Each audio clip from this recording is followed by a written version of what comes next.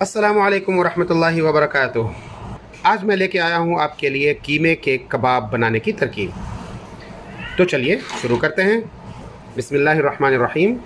कीमे के कबाब के लिए मुंदरज झेल अज्जा दरकार होंगे। कीमा 500 ग्राम।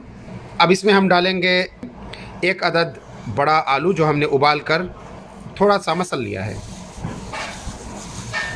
अब हम शामिल करेंगे इसमें बारीक कटी हुई प्याज। मैंने 2 अदद प्याज दरमियानी साइज़ की काट ली है। अब इसमें हम मसाले डालेंगे।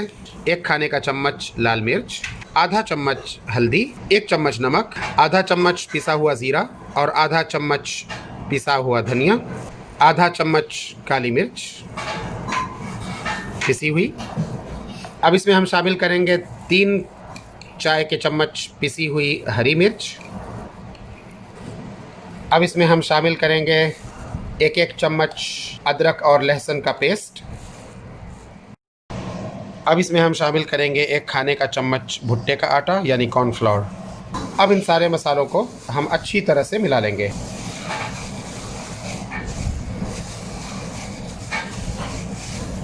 सारे मसाले अच्छी तरह से हमने मिला लिए हैं और अब कबाब बनाने का सामान बिल्कुल तैयार है। कीमे में मसाला लगाकर मैंने एक तरफ रख लिया है। अब ये दूसरे प्याले में मैंने थोड़ा सा बेसन लिया है। थोड़ा सा पानी मिलाकर एक बारीक सा पेस्ट बना लेंगे।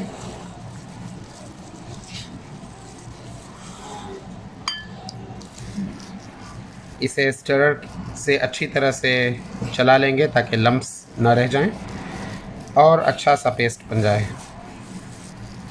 इसमें तकरीबन 2 मिनट लगेंगे। ये हमारा पेस्ट तैयार हो गया है। तो चलिए अब कबाब बनाना शुरू करते हैं। तो थोड़ा सा कीमा हम अपने हाथ में लेंगे और उसे इस तरह से गोल करके फिर उसे चिपटा बना देंगे।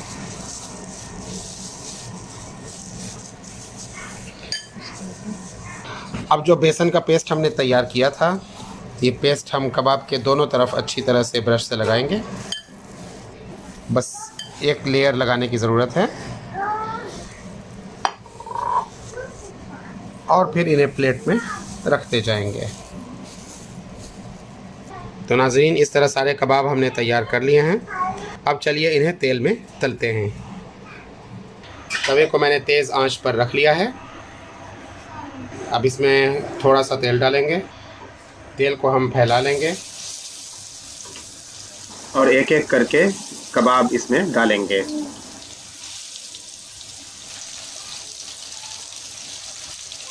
कबाब को इस तरह तकरीबन 1.5 मिनट तक हम तेल में फ्राई होने देंगे। उसके बाद उसे पलटेंगे। इस तरह से इसमें टूटने की शिकायत नहीं पैदा होगी। चलिए अब पलट कर देखते हैं।